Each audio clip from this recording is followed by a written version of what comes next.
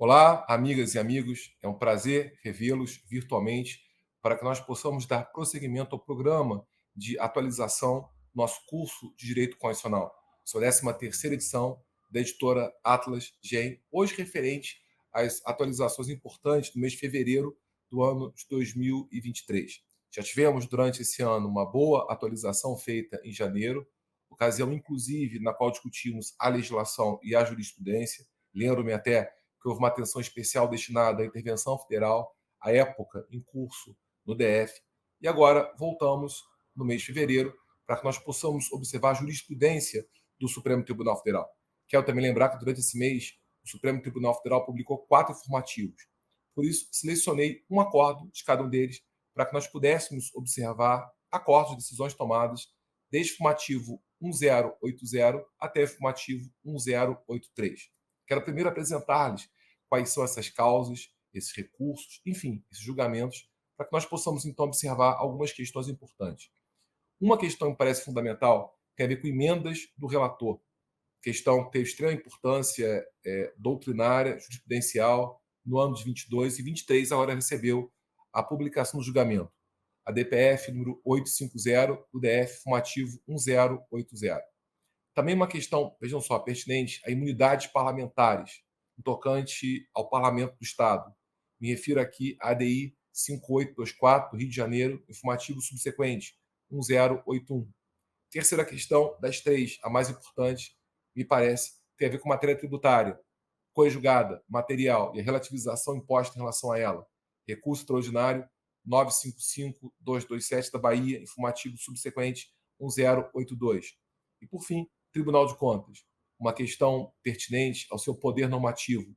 Me refiro à ADI 4872 do Paraná, informativo final 1083. De início, devo lembrar-lhes que nós temos uma questão submetida em controle concreto incidental, recurso extraordinário 955-277, oriundo da Bahia, e 3 questões submetidas à cognição do Supremo Tribunal Federal em controle abstrato principal.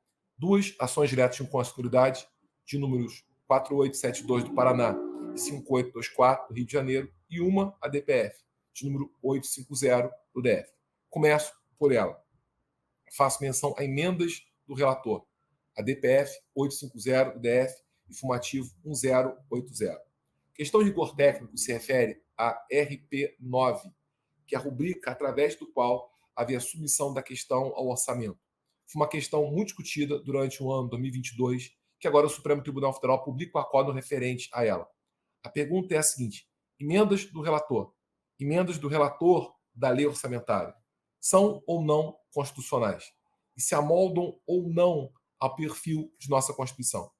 Essa questão foi submetida ao Supremo Tribunal Federal e o tribunal reconheceu a inconstitucionalidade da emenda do relator.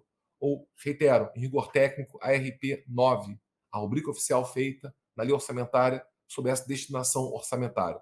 O acordo é bem extenso, mas a princípio posso afirmar que há 3 principais argumentos desse reconhecimento da inconstitucionalidade. Um seria o princípio da publicidade, outro seria o princípio da separação de poderes, e ainda há um desvio de finalidade. Primeiro argumento citado, princípio da publicidade. Nesse caso, me refiro à Constituição Federal, artigos 1º, 5º, inciso 33, 37, caput, e parágrafo 3º, inciso 2º. Por que se fala em publicidade? Publicidade é um pilar básico da República, transparência da atividade administrativa. E nesse caso, no próprio acórdão consta que a emenda do relator tem caráter anônimo, sem identificação do proponente. Ora, se impede qualquer transparência na atividade administrativa. Isso vulnera o princípio da publicidade. Isso amesquinha a República. Na visão do Supremo Tribunal Federal, seria o motivo pelo qual seria possível reconhecer essa inconstitucionalidade. Outro motivo foi o princípio da separação de poderes. E, nesse caso, no acórdão, a menção explícita ao próprio artigo 2º. Por que se entende como algo que compromete o princípio da separação de poderes? Porque haveria adesão de parlamentares a interesse do governo em votações. Isso poderia, de certo modo, reduzir a independência do parlamentar pela adesão, por conta dessa emenda, a interesses governamentais, que colocaria em xeque a separação de poderes. Até porque a separação de poderes não só quer dizer que os poderes atuam de modo dependente, mas também devem conviver de forma harmônica. Isso comprometeria a harmonia necessária dos poderes e até enfraqueceria o sistema de freios e contrapesos, controle recíproco entre poderes. Em várias situações, é não só necessário como salutar que o poder legislativo tenha controle sobre o poder executivo, como também em situações outras, o poder executivo controla a atuação do poder legislativo. Isso poderia reduzir o grau de freio e contrapeso, tirar a efetividade do controle entre poderes, enfim, violar com isso o princípio da separação de poderes. E um terceiro argumento também citado pela Corte para reconhecer que seria inconstitucional a emenda do relator, que seria o desvio de finalidade.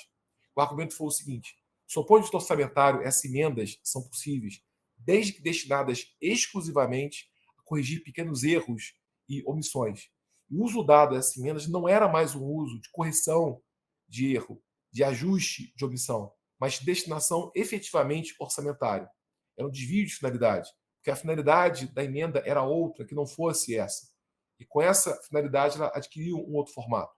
Com base, então, nos três principais argumentos que foram por nós citados: primeiro, violação do princípio da publicidade; segundo, vulneração do princípio da separação de poderes; e terceiro, reconhecimento de um desvio de finalidade, o STF, então, houve por bem declarar a inconstitucionalidade da prática conhecida como emenda do relator, ou, repito, a RP 9.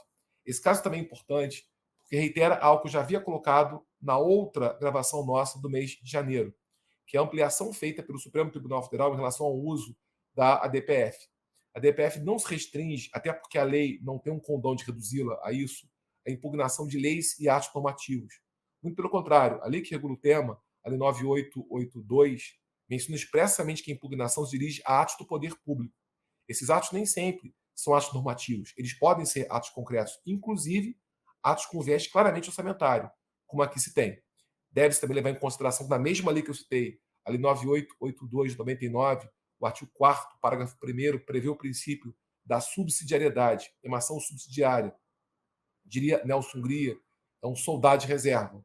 Cabe quando não for cabível outra ação, ou pelo menos não for eficaz outra ação. E aqui seguramente não havia ação cabível de controle abstrato principal, pelo menos que o STF reconheça, contra esse tipo de prática. Por isso, foi necessário o uso de ADPF, até porque o preceito era fundamental. De algum modo, discutia a separação de poderes e até a democracia. E por isso, o manejo foi desse tipo de ação.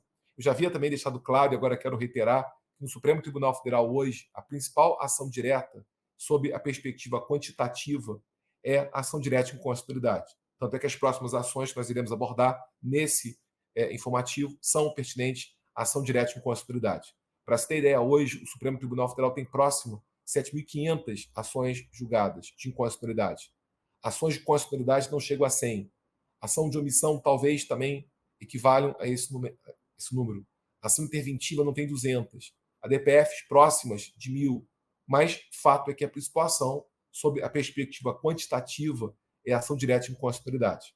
Agora, a principal ação, sob a perspectiva qualitativa, é a ADPF. As principais decisões do STF de importância jurídica, política, econômica, todas tomadas em ADPF.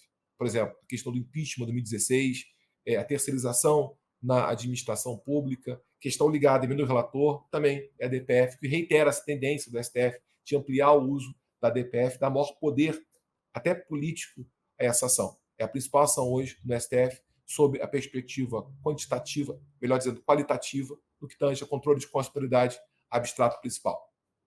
Nosso próximo acordo, vejam só a linha B, se refere à imunidade parlamentar, de modo especial parlamentar do Estado. Me refiro aqui à ação direta de inconstitucionalidade 5824, Rio de Janeiro, informativo 1081.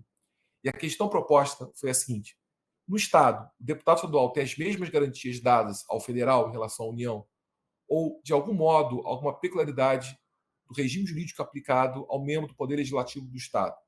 E vou até mais longe em relação à pergunta. Se nós aqui envolvêssemos município, qual seria a comparação que poderia ser feita entre deputado estadual e o vereador, no tocante às garantias para desempenho das suas funções, de modo especial no tocante à imunidade parlamentar? Posso dizer, e até quero ampliar minha análise em relação ao acordo, que não há simetria entre o membro do Poder Legislativo do Estado e o membro do mesmo poder no município, no tocante às garantias dadas por nossa Constituição para fiel desempenho de suas funções. E fica muito claro na parte pertinente a imunidade parlamentar. Nesse acordo, o Supremo Tribunal Federal reiterou a seguinte posição: o deputado estadual tem as mesmas garantias do deputado federal, não só as imunidades formais, como também a imunidade material.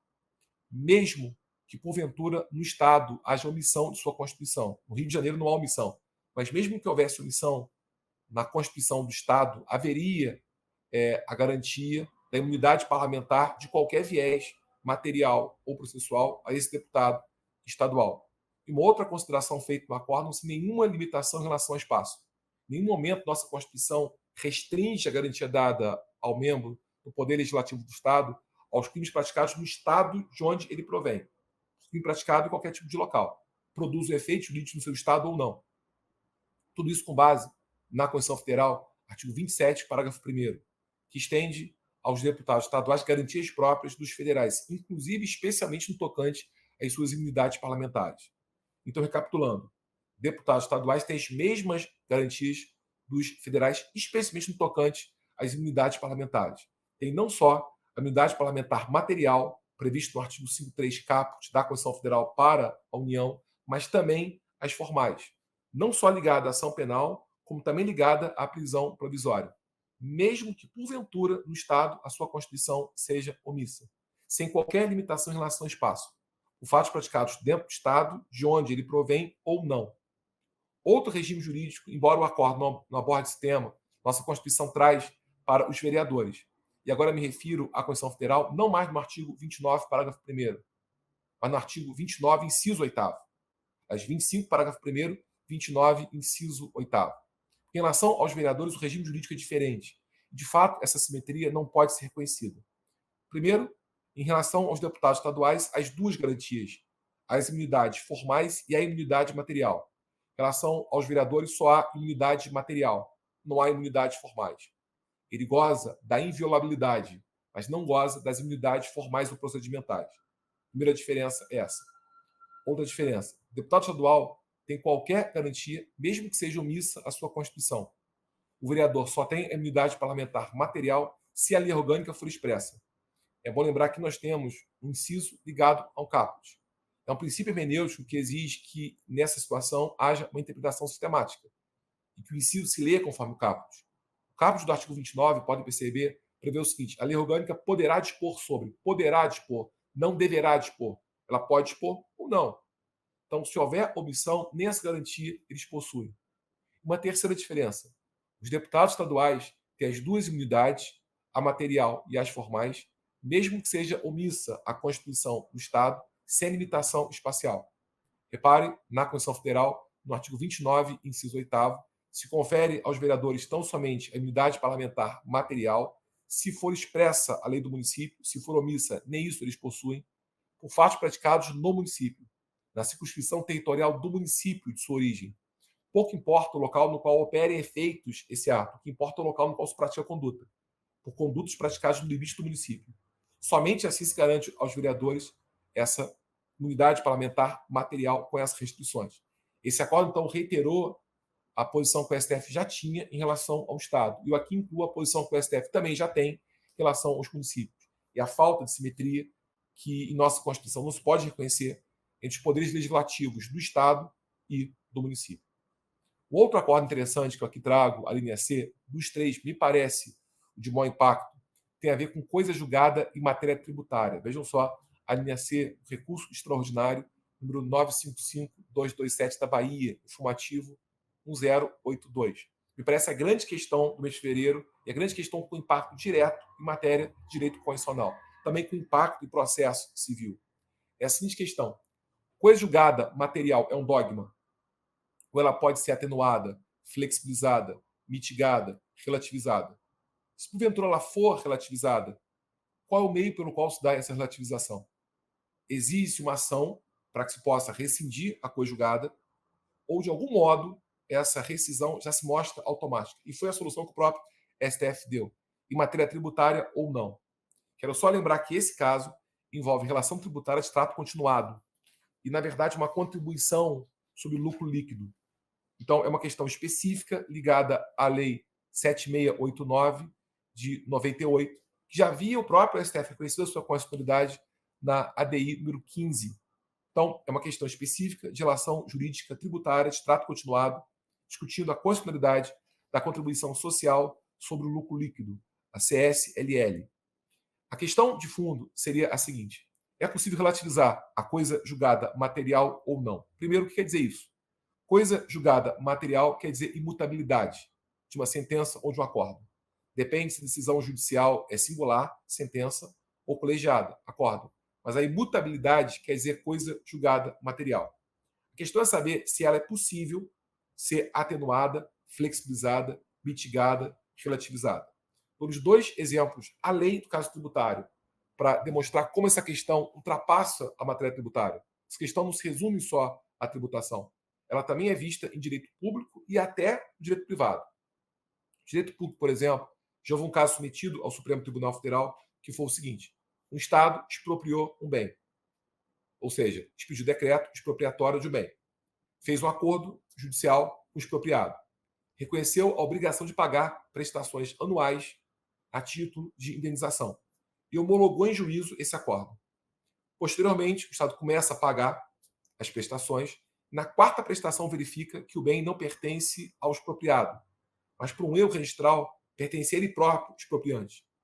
Postula ao tribunal que cesse com isso o pagamento. A pergunta é: iremos privilegiar a segurança e a coisa julgada que se impõe em relação àquela sentença, já que houve homologação judicial, ou a justiça? Até porque não pode o Estado pagar por um bem que é dele.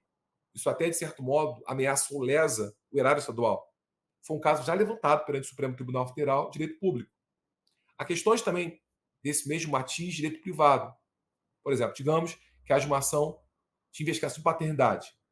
E digamos que nessa ação houvesse a possibilidade do exame ter sido feito, de DNA, e não foi feito. É importante lembrar que, se não houvesse a possibilidade econômica, fática, de feitura do exame, talvez houvesse configuração aqui de prova nova. E haveria mais facilidade de resolver essa questão. Mas é uma questão que envolve um exame que tinha como ser feito e não foi feito. Fato é que declarou-se alguém como pai. Depois se verifica por exame que a paternidade biológica não pertence àquele declarado pai. A questão é: poder-se-ia discutir aqui a rescisão da decisão ou não? Claro, a paternidade também é bem social, mas aqui se discute tão somente a biológica. Ou seja, há exame provando o contrário. Seria possível a rescisão ou não? E agora surge a questão tributária, em relação à relativização da coisa julgada. Esse caso específico é um caso no qual contribuintes obtiveram, em controle concreto, incidental, reconhecimento com trânsito julgado de que não seria devido tributo. Ou seja, não era devida a contribuição social sobre o lucro líquido. Posteriormente, o Supremo Tribunal Federal reconheceu, em ação direta de inconstitucionalidade, que é a ADI 15, porque foi julgado improcedente, que o tributo seria condicional, portanto devido. A pergunta é: os contribuintes que obtiveram decisão contrária, transitar julgado, devem pagar? E se for possível pagamento, qual seria o meio de obrigá-los ao pagamento? Foi basicamente essa questão levantada perante o Supremo Tribunal Federal. Então vamos à discussão. Coisa julgada material, entendida como imutabilidade da decisão judicial, singular ou colegiada, sentença ou acordo, é passível de atenuação, flexibilização, relativização ou não. Uma grande posição, por exemplo, Nelson Nery Júnior, contrária a essa possibilidade, que entende que coisa do material é um dogma, portanto insuscetível de atenuação, flexibilização, mitigação ou relativização. O argumento central, basicamente, são dois pontos. Primeiro, que a ação rescisória só cabe em situações previstas pelo CPC em enumeração exaustiva, e essa hipótese não está prevista por lei. Não é caso previsto por lei de admissibilidade da ação rescisória. Um argumento citado, por exemplo, por Nelson Nery Júnior. O outro argumento seria o seguinte: mesmo que porventura estivesse prevista por lei, fato é que essa ação cabe para erro em judicando, e aqui teria havido erro em procedendo. Ou seja, essa ação cabe, na verdade, para o contrário, para erro de procedimento, e aqui teria havido erro de julgamento. Discute-se uma rescisão se no procedimento foi seguido o rito correto ou não. E aqui a discussão do fundo é se no mérito o julgamento foi acertado ou não foi. Então, são os dois grandes argumentos. Primeiro, que a ação rescisória só cabe em situações previstas por lei, em numeração exaustiva, e essa hipótese não se encontra prevista por lei, inclusive pelo CPC novo. E outro argumento: mesmo que assim não fosse, a ação cabe para erro em procedendo, e aqui teria havido erro em indicando. Fato é que a doutrina hoje tem apontado para outro sentido. Seria possível atenuação, flexibilização, relativização, mitigação da coisa julgada material. E nesse ponto, nosso livro, isso é colocado, a questão deve ser decomposta em duas. Qual é o fundamento e qual é o mecanismo?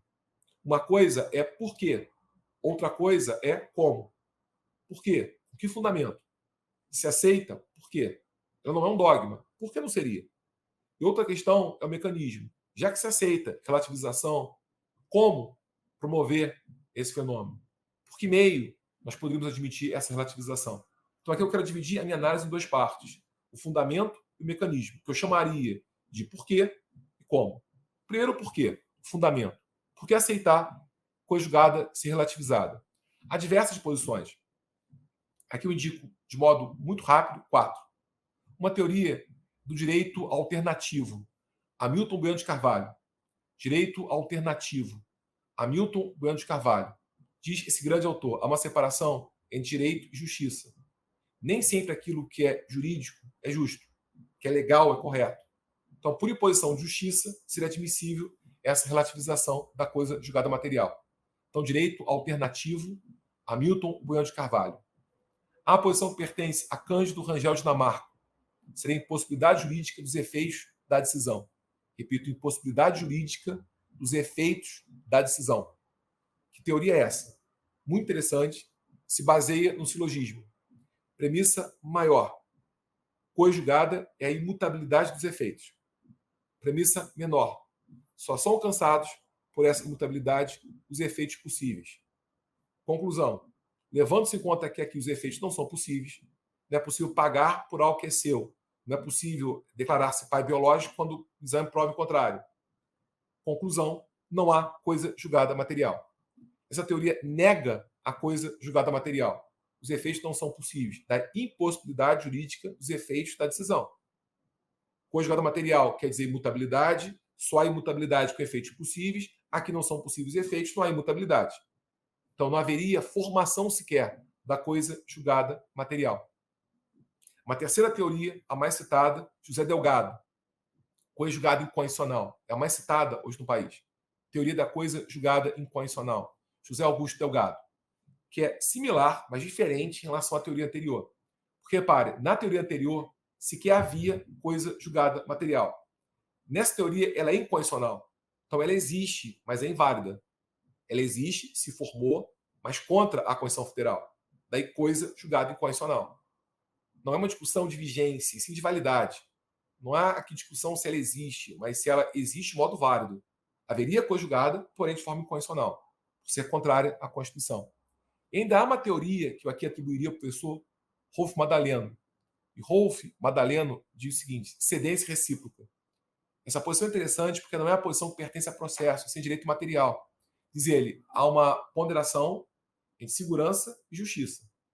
Segurança se traduz por coisa julgada e justiça se traduz por rescisão, por ação rescisória. Na ponderação entre uma e outra, cede a segurança em prol da própria justiça. O acesso à ordem jurídica justa, ou seja, o acesso à prestação jurisdicional. Então, seria um exercício de ponderação em matéria, não em processo. Diferente das teorias anteriores, porque não envolve aqui processo, envolve-se direito material, ponderação entre bens que a Constituição reconhece valor condicional. Então, as principais teorias que nós temos em relação a fundamento seriam essas. Há também discussão relacionada a mecanismo, não mais o porquê e sim o como. Como se dá essa relativização. E aqui também destacaria 4 grandes teorias. Uma teoria pertence a Humberto Teodoro Júnior. São meios ordinários de impugnação da coisa julgada material. Isso quer dizer ação rescisória. Ou quando for caso de execução em embargos do executado. Mas, repare, meios ordinários de impugnação da coisa julgada material. Até porque o novo CPC traz essa hipótese com hipótese de embargos. Ou seja, o título se formar com base em lei incondicional.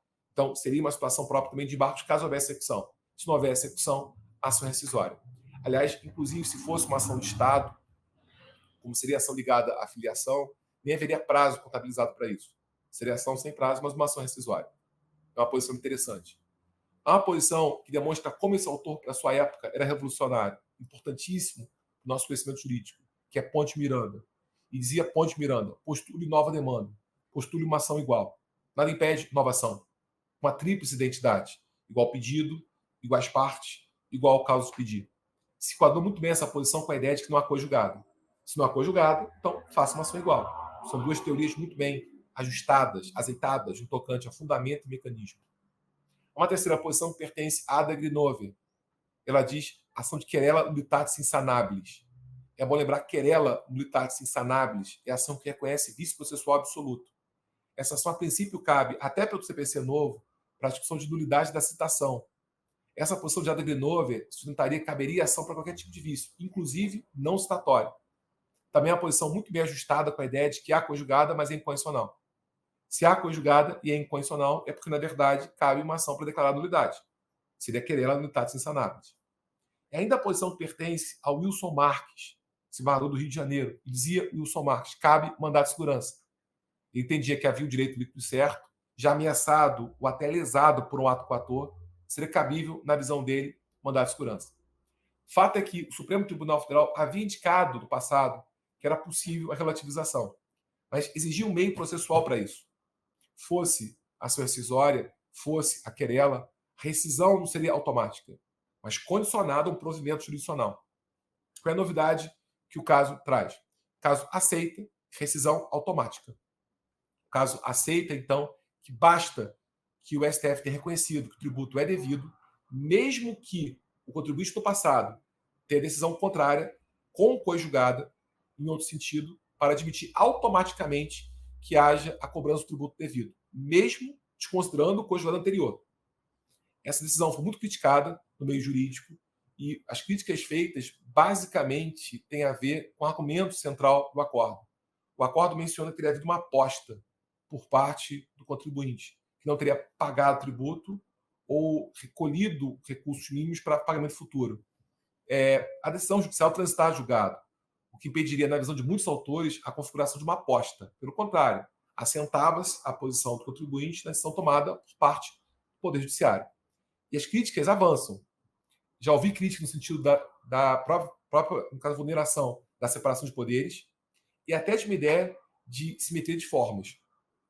Separação de poderes, porque permitiria que alguma coisa que nem o legislativo tivesse como efetuar, até porque é bom lembrar, conjugado material é cláusula pétrea, e se caso houvesse uma PEC sobre esse teor, certamente o STF reconheceria a sua inconstitucionalidade, porque, na verdade, atinge o núcleo essencial de uma cláusula pétrea, ou seja, algo que nem o legislativo teria como fazer, o judiciário reconheceria a sua inconstitucionalidade, foi feita pelo judiciário, o que poderia levar em consideração a violação do princípio da separação de poderes. Sem contar o fato de que simetria das formas não existe, porque, na verdade, desconsidera-se um ato judicial por um ato administrativo de lançamento do tributo.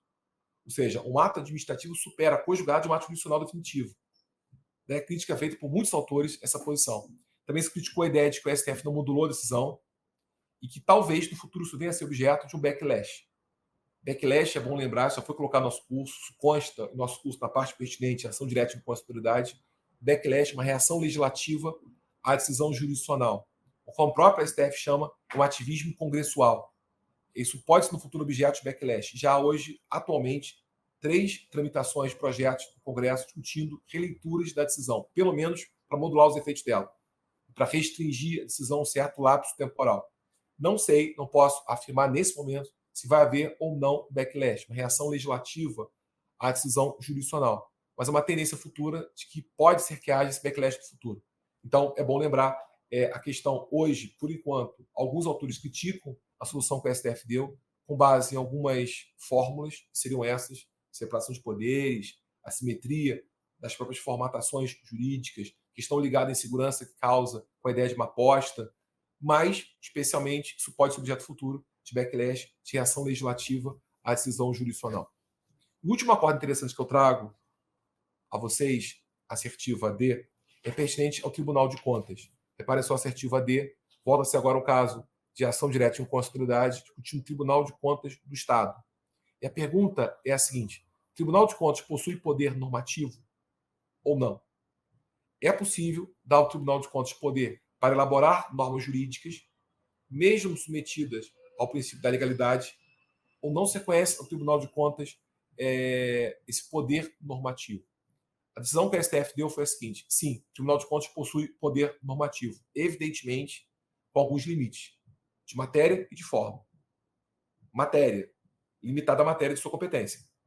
Evidentemente, controle externo sobre a atividade financeira, de forma vinculada ao princípio, citei já, da legalidade. Ou seja, não se pode atribuir à norma um caráter supralegal, sim um caráter infralegal, meramente regulamentar. Então, atendidos alguns limites de matéria e de forma, seria possível reconhecer, sim, esse poder normativo ao Tribunal de Contas. O STF utilizou para isso 3 argumentos. Isso não está explícito no acordo, mas da sua interpretação sistemática, dá-se a entender que no acordo há menção a esses 3 argumentos. O primeiro argumento seria o seguinte: a atuação normativa no século XXI ela é pluricêntrica.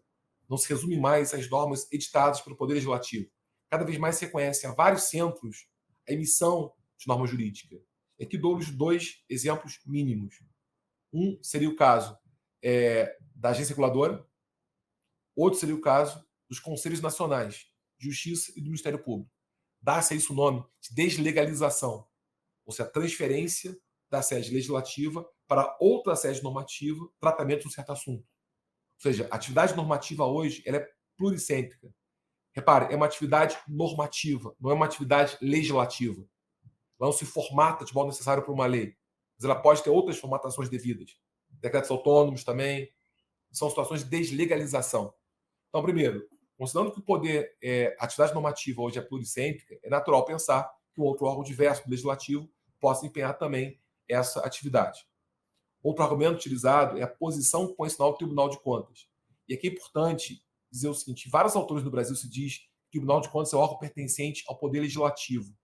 Essa afirmação está equivocada. Em nenhum momento a Constituição afirma que o Tribunal de Contas pertence ao Poder Legislativo. O que ela afirma, em realidade, é que ele auxilia esse poder no controle externo que desempenha sobre os demais poderes da República.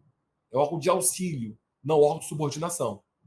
Então, o Tribunal de Contas tem hoje uma posição muito similar à do Ministério Público. E é um órgão independente. Diria o Nigro Mazzilli, é um quase quarto poder. É um órgão com elevado status constitucional. Ele não submete ao legislativo, ele só auxilia o legislativo nesse controle externo. Então, primeira consideração: a atuação normativa é pluricêntrica. É natural pensar que o outro órgão possa também desempenhá-la. Segundo argumento: quanto mais levarmos em consideração que esse órgão tem posição elevada, que esse órgão é um quase quarto poder, é um órgão com elevado status constitucional, seria um órgão constitucional independente. E terceiro argumento utilizado: a Constituição garante essa possibilidade. No artigo 7.1, parágrafo único.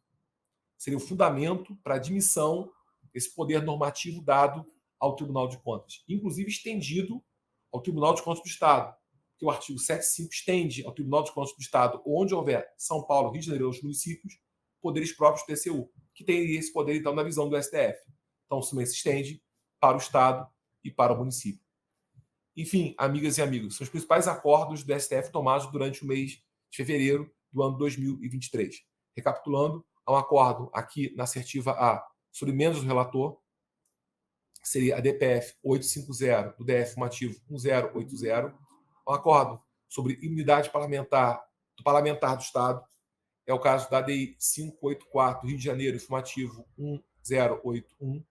Um acordo empréstimo central, a principal decisão do STF desse ano, sobre matéria tributária e conjugada, seria o recurso extraordinário 955-227 da Bahia, informativo 1082, e ao final, informativo 1083, Tribunal de Contas, inclusive do Estado, seu poder normativo, ADI 4872 do Paraná.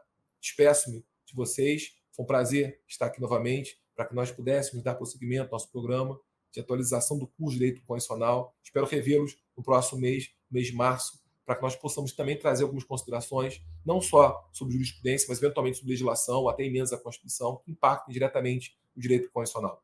Muito obrigado, até lá então, valeu.